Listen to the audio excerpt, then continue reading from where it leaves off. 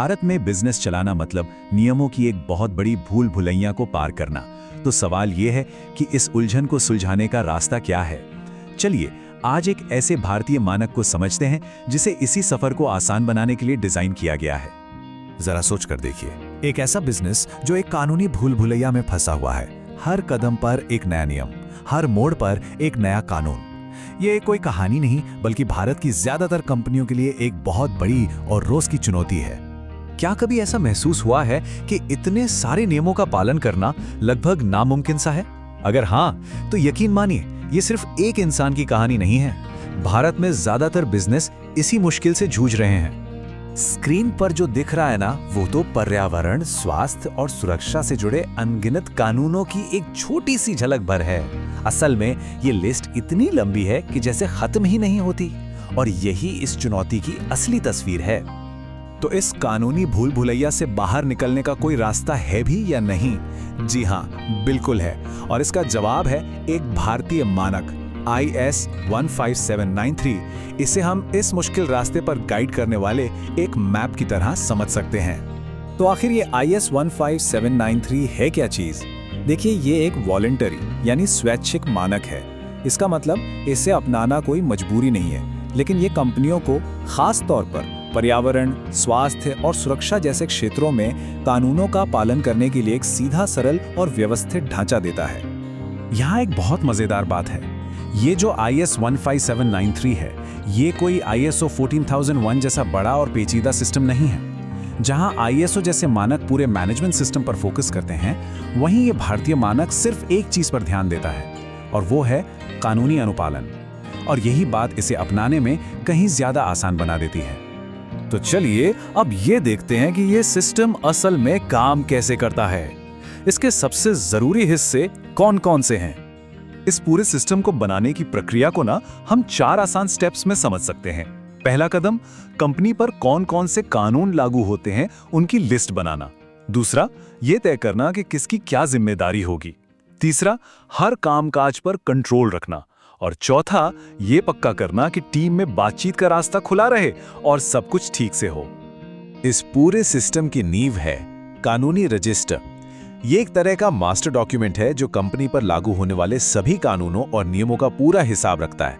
और सबसे जरूरी बात यह है कि इसे हमेशा अप टू डेट रखना होता है। और सबसे अच्छी बात क्या है, ये स्टैंडर्ड सिर्फ बताता नहीं कि क्या करना है, बल्कि ये भी दिखाता है कि कैसे करना है। जैसा कि यहाँ दिख रहा है, ये कानूनी रजिस्टर का एक सैंपल फॉर्मेट भी देता है, जिससे कंपनियों को इसे बनाने में और भी आसानी हो जाती है। अब देखिए, कोई भी सिस्टम तभी कामयाब होता है जब लोग अपनी जिम्मेदारी समझें। इस मानक के हिसाब से सबसे बड़ी जिम्मेदारी टॉप मैनेजमेंट की होती है। साथ ही एक नोडल ऑफिसर यानी एक मुख्य संपर्क व्यक्ति भी नियुक्त किया जाता है, जो इस सिस्टम को लागू करवाने का काम देखता है। और हाँ, ये भी जरूरी है कि हर कर्मचारी को अपनी भूमिका की पूरी जानकारी हो। तो ठीक है, सिस्टम तो बन गया, लेकिन ये हमेशा असरदार बना रहे, ये कैसे पक्का होगा? यहीं पर आता है निरंतर सुधार का सिद्धांत। मतलब ये कोई एक बार का काम नहीं है, बल्कि जांच और सुधार का एक लगातार चलने वाला चक्र है।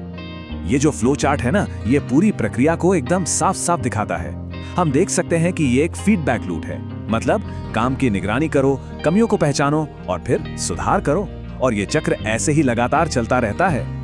इस साइकिल का पहला कदम है निगरानी और मापन। आसान शब्दों में कहें तो इसका मतलब है लगातार इस बात पर नजर रखना कि कंपनी सभी कानूनी जरूरतों को पूरा कर रही है या नहीं। तो तब क्या होता है, जब कोई गड़बड़ी यानी गैर अनुपालन पकड़ में आती है, तब यह सिस्टम फौरन सुधारात्मक और निवारक कार्रवाई की मांग करता है।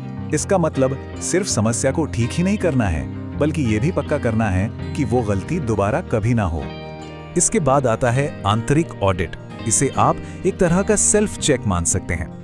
इसमें कंपनी खुद अपनी प्रक्रियाओं को जांचती है, ताकि ये पता चल सके कि जो सिस्टम बनाया गया है वो ठीक से काम कर भी रहा है या नहीं।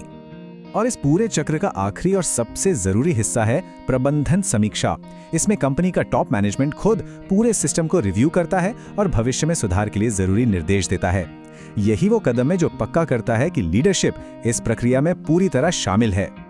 तो इन सब बातों का निचोड़ क्या है? आखिर ये मानक किसी बिजनेस के लिए इतना जरूरी क्यों है?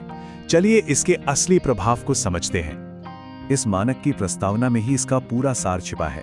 ये कोड कहता है कि ये स्टैंडर्ड कंपनियों को ये साबित करने का मौका देता है कि वे नियमों का पालन कर रहे हैं। इससे उनका काम बेहतर होता है और वे एक सिस्टम के साथ आगे बढ़ते हैं। और देखिए, इस मानक को अपनाने का फायदा सिर्फ कागजों पर नहीं दिखता, ये इस बात के ठोस सबूत तैयार करता है कि सिस्टम वाकई काम कर रहा है। जैसे कि ट्रेनिंग के रिकॉर्ड्स, किसी दुर्घटना की जांच रिपोर्ट, इमरजेंसी प्लान और मैनेजमेंट रिव्यू के नतीजे। ये जो लिस्ट स्क्रीन पर है, ये मानक के एनेक्स डी से ली गई है। इसमें उन दर्जनों रिकॉर्ड्स के उदाहरण हैं जो एक अच्छी कंपनी को मेंटेन करने चाहिए। ये एक तरह से इस बात का सबूत है कि एक अच्छी और नियमों का पालन करने वाली कंपनी असल में दिखती कैसी है।